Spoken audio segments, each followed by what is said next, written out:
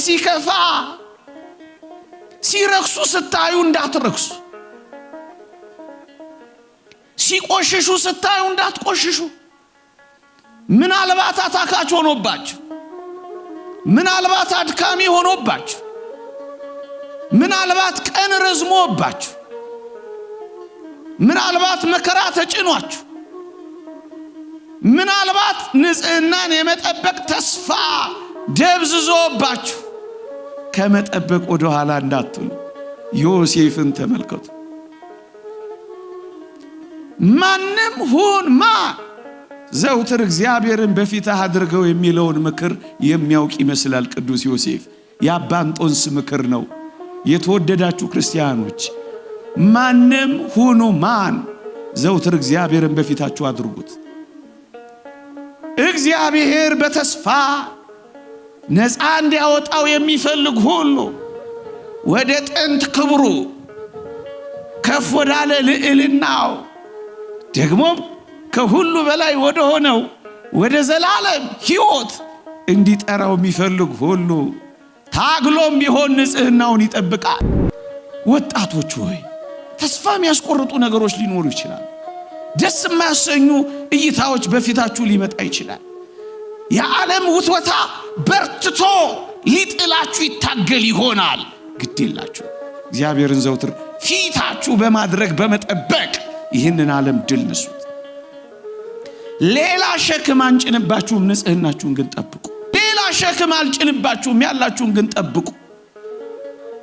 እግዚአብሔር አይናችሁ ላይ፣ እግዚአብሔር ልባችሁ ውስጥ፣ እግዚአብሔር አፋችሁ ላይ አድርጋችሁ ከጠበቃችሁት ነፃ ያወጣችኋል። ባሪያ የነበረው ጌታ እንደሆነ ረሳችሁት።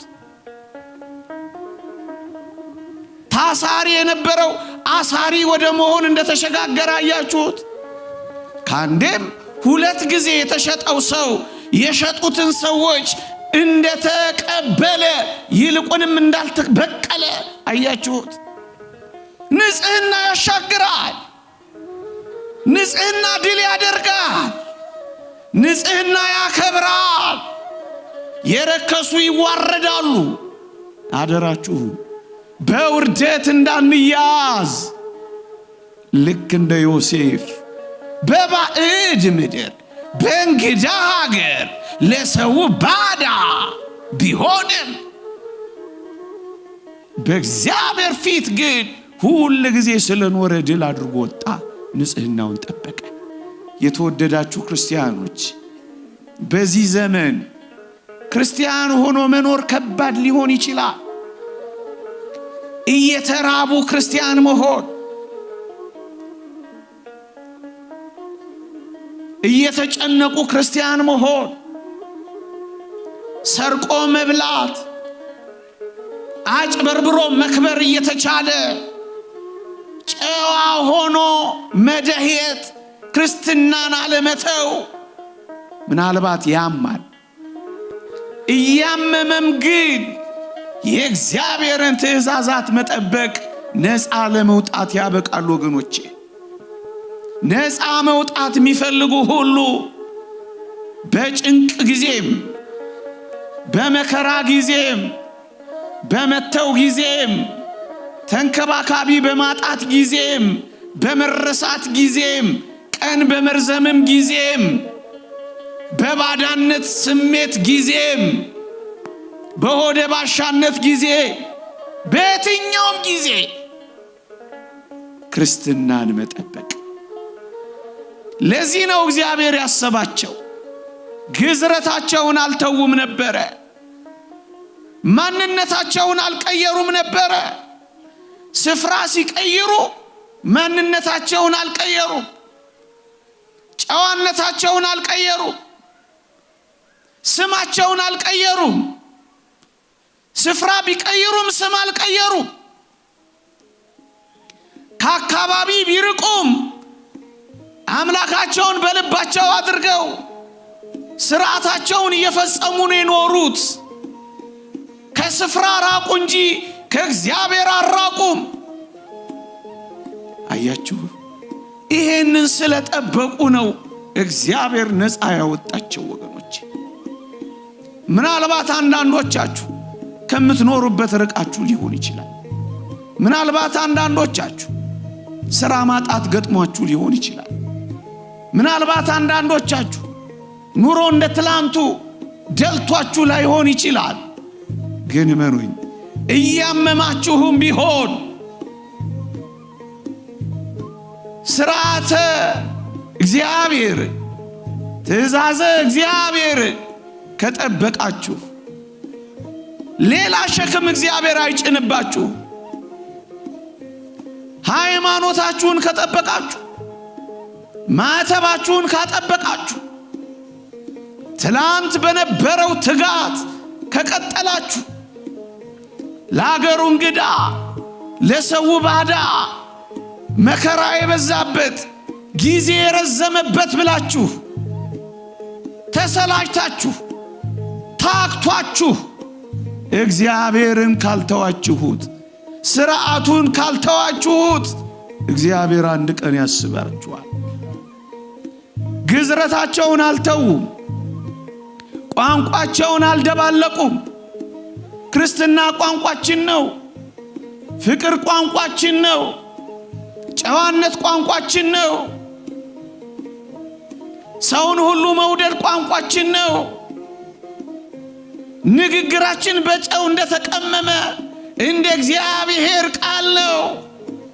ምስጋናችን ቋንቋችን ነው።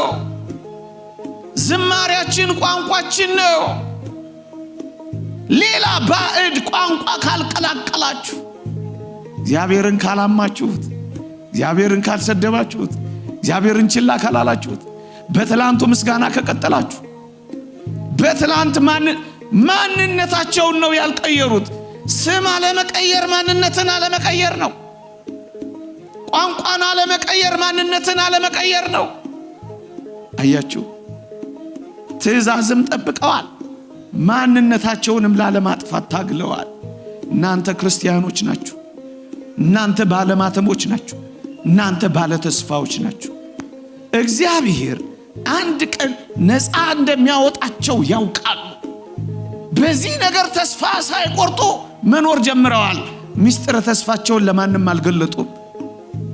4 ነገሮች ስለጠበቁ፣ ግዝረታቸውን ስለፈጸሙ፣ ስማቸውን ስላልቀየሩ፣ ቋንቋቸውን ስላልደበላለቁ፣ ምስጢረ ተስፋቸውን ለማንም ስላልገለጡ፣ በተስፋ ስለኖሩ እግዚአብሔር ከባርነት ቀንበር አወጣቸው። እግዚአብሔር ቀንበሩን ሰበረላቸው። እግዚአብሔር ኃይለኛውን ፈርዖንን የኤርትራ ባህር ላይ አንሳፈፈላቸው ስለጠበቁ። ሌላ ሸክም አልጭንባችሁ፣ ያላችሁን ግን ጠብቁ። ጨዋነታችሁን ጠብቁ። እንደ ቅዱስ ዮሴፍ ያለ ሰው ለምን እግዚአብሔር ከዝቅታ ወደ ከፍታ እንዳወጣው ታውቃላችሁ? ከባርነት ወደ ጌትነት ለምን እንደመለሰው ታውቃላችሁ? ከተጣለ ማንነት ወደ ከበረ ማንነት ለምን እንዳመጣው ታውቃላችሁ? ንጽህናውን ጠብቋል። የእግዚአብሔርን ትእዛዛት ደግሞም የተስፋውን ምስጢር ብቻ አይደለም፣ እግዚአብሔር ነፃ እንዲያወጣቸው የሚፈልጉ ሁሉ እንደ ቅዱስ ዮሴፍ በየትኛውም ስፍራ፣ በየትኛውም ዘመን፣ በየትኛውም ሁኔታ፣ በየትኛውም አኗኗር ንጽህናቸውን ይጠብቃል።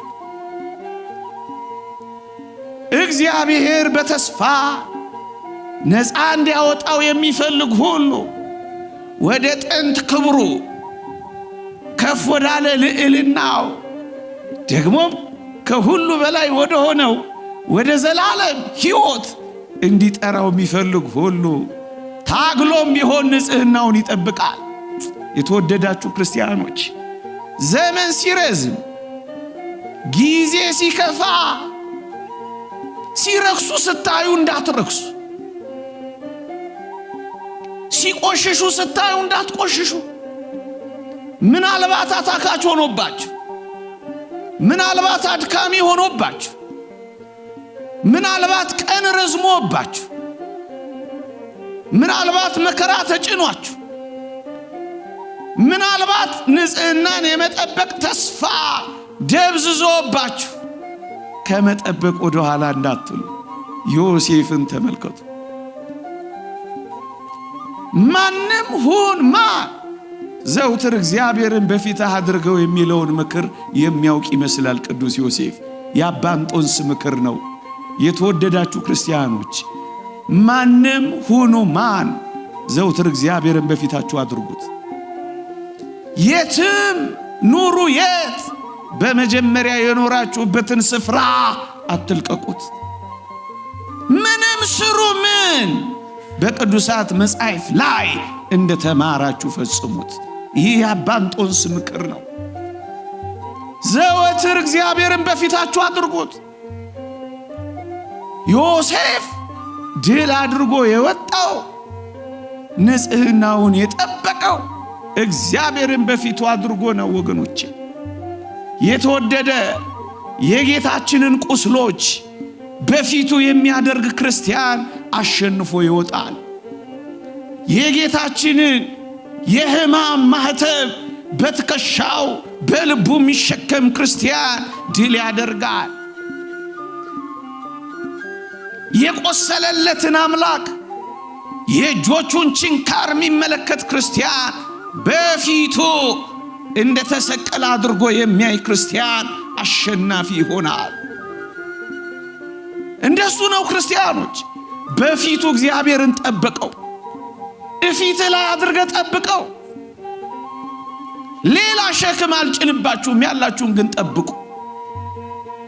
እግዚአብሔር አይናችሁ ላይ፣ እግዚአብሔር ልባችሁ ውስጥ፣ እግዚአብሔር አፋችሁ ላይ አድርጋችሁ ከጠበቃችሁት ነፃ ያወጣችኋል። ባሪያ የነበረው ጌታ እንደሆነ ረሳችሁት። ታሳሪ የነበረው አሳሪ ወደ መሆን እንደተሸጋገረ አያችሁት። ከአንዴም ሁለት ጊዜ የተሸጠው ሰው የሸጡትን ሰዎች እንደተቀበለ ይልቁንም እንዳልተበቀለ አያችሁት። ንጽህና ያሻግራል። ንጽህና ድል ያደርጋል። ንጽህና ያከብራል። የረከሱ ይዋረዳሉ። አደራችሁ በውርደት እንዳንያዝ ልክ እንደ ዮሴፍ በባዕድ ምድር በእንግዳ ሀገር ለሰው ባዳ ቢሆንም በእግዚአብሔር ፊት ግን ሁል ጊዜ ስለኖረ ድል አድርጎ ወጣ። ንጽህናውን ጠበቀ። ወጣቶች ሆይ ተስፋ የሚያስቆርጡ ነገሮች ሊኖሩ ይችላል። ደስ የማያሰኙ እይታዎች በፊታችሁ ሊመጣ ይችላል።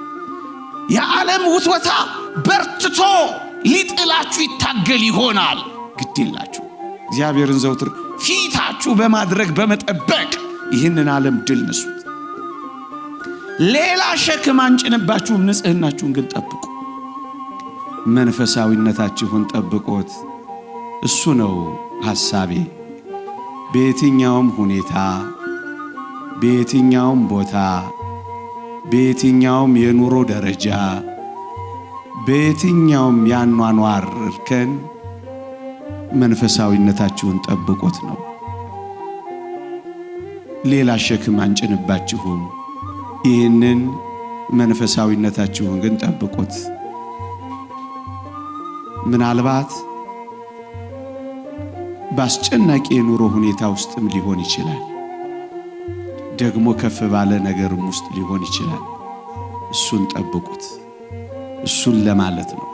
ታስታውሳላችሁ እንደና አብድዩ ያሉ የእግዚአብሔር ሰዎች አክዓብና ኤልዛቤል በነበሩበት ዘመን 100ውን የእግዚአብሔርን ሰዎች 50ውን በዋሻ ሸሽገው እንጀራና ውሃ እየሰጡ እጅግ ከባድ በሆነ ሁኔታ መከራ ይደርስብኛል፣ እንግዲህ ምን ላደርግ እችላለሁ፣ ነገሩ በጣም ከባድ ነው ሳይሉ የእግዚአብሔርን ሥራ ሲሰሩ ነበር። አንዳንዴ ዘመን እያከበድ፣ አንዳንዴ እንዲህና እንዲያ ያለው ነገር የሚያስኖር አይደለም እያል የእግዚአብሔርን ሥራ ሳንሰራ እንዳንቀር በየትኛውም ያኗኗር ሁኔታ የእግዚአብሔርን ሥራ እንድንሰራ ይህንን በመስራት ጠብቁት ለማለት ነው። ወገኖቼ ክርስትና በየትኛውም ሁኔታ ውስጥ የሚኖር ሕይወት ነው። ላስታውሳችሁ የሄሮድስ የጦር ኃይል አዛዥ የኩዛ ሚስት ክርስቲያን ሆናለች እኮ። እግዚአብሔር ያሳያችሁ። እግዚአብሔር በሄሮድስ አፍንጫ ስር ክርስትናን እኮ ይሠራ ነበረ። ታዲያ ማን ምክንያት አለው? እንዲና እንዲያ እየኖርኩ እንዴት ክርስቲያን ልሆን እችላለሁ ብለን ልንናገር እንችላለን? እግዚአብሔር በሄሮድስ የጦር ኃይል አዛዥ ቤት ክርስቲያኖች ከነበሩት እኛ እነማን ቤት ሆነን ነው ክርስትናችንን መጠበቅ ያቃተን? ለዚህ ነው ሄሮድስም ቤት ሁኑ፣ ቄሳርም ቤት ሁኑ፣ ክርስቲያን መሆን ግን ትችላላችሁ። እንዴ የቅዱስ ጳውሎስን መልእክት አላነበባችሁ? ከቄሳር ቤተሰቦች ሰላምታ ያቀርቡላችኋል እኮ ያለው እግዚአብሔር ቄሳር ቤት ውስጥ ክርስትናን ስለሰራ ነው። በሰማይታት መቃጠል ውስጥ ያንዳንዶችን ልብ እግዚአብሔር ያቀጣጥል ነበር። ክርስቲያኖች በሰማይታት የመንደድ አመድ ውስጥ እግዚአብሔር ክርስቲያኖችን ይተክል እንደነበር አታውቁም? እግዚአብሔር ያሳያችሁ። በዛ ጨካኝ በኔሮን ቄሳር ቤት ውስጥ እግዚአብሔር ክርስትና ነበረው። እግዚአብሔር መንፈሳውያን ነበሩ። በየትኛውም ያኗኗር ሁኔታ ውስጥ በየትኛውም ሕይወት ውስጥ ክርስትናችሁን ጠብቁት ለማለት ነው። በአስጨናቂ ሁኔታ ውስጥ እንደ ኤልዛቤልና እንደ አክዓብ ባሉ ውስጥ እና አብዲዩ ከነበሩ ዛሬኛ ክርስቲያን መሆን የሚያስችልን ምንም ነገር እንደሌለ አይረዳችሁም? የተወደዳችሁ ክርስቲያኖች እንዴ ላስታውሳችሁ፣ በየትኛውም ያኗኗር ሁኔታ ውስጥ እግዚአብሔርን አክብረው የኖሩትን እነ ዳዊትን አታስታውሱ? በረኝነትም በስመ እግዚአብሔር ነው የኖረው። ንጉስም ሲሆን እንባውን ከእንጀራውና ከመጠጡ ጋር እየደባለቀ ነው የኖረው። ልጁም አቤሴሎም ሲያሳድደው፣ ሳኦልም ምድረ በዳ ለምድረ በዳ ሲያንከራትተው፣ ዳዊት በምድረ በዳውን ቅድስተ ቅዱሳን አድርጎ እግዚአብሔርን ያመሰግን ነበር። ለዳዊት ቅድስተ ቅዱሳኑ ምድረ በዳው ነበር። ወገኖቼ በዚህ ዘመን ላሉ የበረሃ ተጋዳዮች በረሃው ቅድስተ ቅዱሳን እንደሆናቸው፣ በረሃው ማህሌት እንደሆናቸው፣ ምድረ በዳው ሰዓታቱ ቅኔ ማህሌት እንደሆናቸው ለዳዊትም እንደሱ ነበር። ወገኖቼ ክርስቲያኖች እስኪ ብዙ የመዝሙረ ዳዊትን ተመልከቱ። በኤዶምያስ ምድረ በዳ የዳዊት መዝሙር እኮ ነው የሚለው። ዳዊት እግዚአብሔርን ያመሰገነው በምድረ በዳዎች እኮ ነው። የምን ማጉረምረም ነው? ክርስቲያኖች ለምን ምድረ በዳ አትወድቁም? ዘምሩለት፣ ተቀኙለት፣ አክብሩት፣ አወድሱት፣ አትለወጡበት። በየትኛውም ያኗኗር ሁኔታ ለምን ምድረ በዳ አትወድቁም? ይሄው ዳዊትን ተመልከቱት። በይሁዳ ምድረ በዳ የዳዊት መዝሙር ሲል ታገኙታላችሁ። በምድረ በዳ ይዘምራል። በረኝነትም በንግስናም ያው ነው። ሲነግስ አይኮራም፣ እረኛም ሲሆን አያፍርም። እግዚአብሔር የሚያውቁ ሰዎች እንደዚህ ናቸው። ወገኖቼ ለምን እንደ ጃንደረባው ገንዘብ ያዥ አትሆኑ? ለምን እንደ ልድያ የሐር ነጋዴ አትሆኑ? ለምን እንደ አስካፍ ቤተ መንግስት አትገቡም? ክርስትና የትም ቦታ የሚጠበቅ ሃይማኖት ነው ወገኖቼ። ባለስልጣኑም ሆኑ ተራ እንደ ሰብአ ሰገል ባለማዕረግ ሆኑ፣ እንደ እረኞቹም ተርታ ሆናችሁ ተቆጠሩ። ግን ለእግዚአብሔር ዘምሩ። በየትኛውም ሁኔታ ይህንን ጠብቁ ክርስቲያኖች። መንፈሳዊነታችሁ በየትኛውም ቦታ በየትኛውም ሁኔታ ጠብቁት። ሌላ ሸክም አንጭንባችሁ፣ ያላችሁን ግን ጠብቁት። የተወደዳችሁ ክርስቲያኖች እግዚአብሔር ከሁሉም በላይ በእኛ ሕይወት ውስጥ ማየት የሚፈልገው ፍቅርን ነው። ፍቅራችሁንና አንድነታችሁን ጠብቁት። ደግሞ አለው ፍቅራችሁንና አንድነታችሁን ጠብቁት። እግዚአብሔር ያለ ፍቅር የሚያስደስተው ነገር በፍቅር ነው እግዚአብሔር የሚደሰተው። ስጋችንን ለሳት አቃጥለን ብንሰጥ እንኳን ፍቅር ከሌለን ከንቱ ነን አይደል የተባለው? ያለ ፍቅር ሰማዕትነት እንኳን ከንቱ ነው ወገኖቼ። አዎ ኦርቶዶክሳውያን ፍቅራችንን፣ አንድነታችንን፣ ህብረታችንን ከመቼውም ጊዜ በላይ ከጠበቅን እግዚአብሔር ከኛ ጋር ይሆናል። እግዚአብሔር አብሮን ይሰራል። ክርስትናችንን፣ ማንነታችንን፣ ንጽህናችንን፣ መንፈሳዊነታችንን፣ አንድነታችንን እንጠብቅ። ሌላ ሸክም አልጭነባችሁም፣ ያላችሁን ግን ጠብቁ። ይቆየን። እግዚአብሔር ቸርነት፣ የእመቤታችን አማላጅነት፣ የቅዱሳን በረከት ረድኤት አይለየን። አሜን።